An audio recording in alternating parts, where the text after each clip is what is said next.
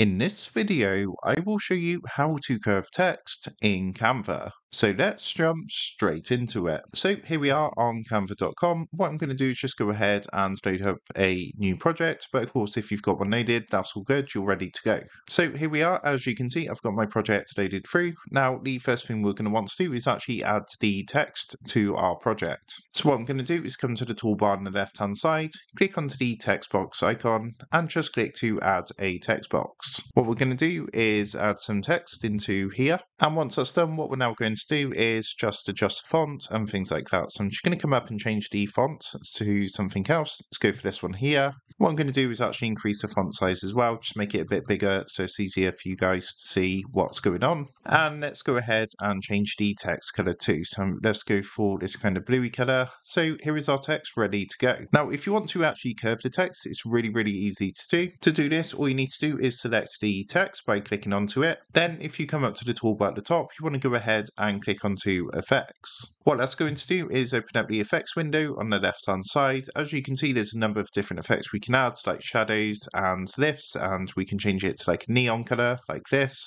But if you actually come down to the bottom, you can see we've got a section called shape. So you can see it's currently set to none. And to curve our text, you can see there's an option to curve. So all we need to do is simply give that a click. As you can see, we've now gone ahead and curved our text. Now, underneath the curve option, you're going to notice this slider bar, and we can actually use this to change our curve. So we can curve it downwards, we can curve it upwards, and we can choose the amount of curve that we want to add to our text, just like so. So that is how to curve text in Canva. With that being said, I hope this quick tutorial did help you out today. And if this did help you out, I would really appreciate it if you was to consider dropping down below the video, leaving a like, and also subscribing to the channel. With that being said, I just want to take a minute to thank you guys for watching this quick tutorial, and I will see you in the next video.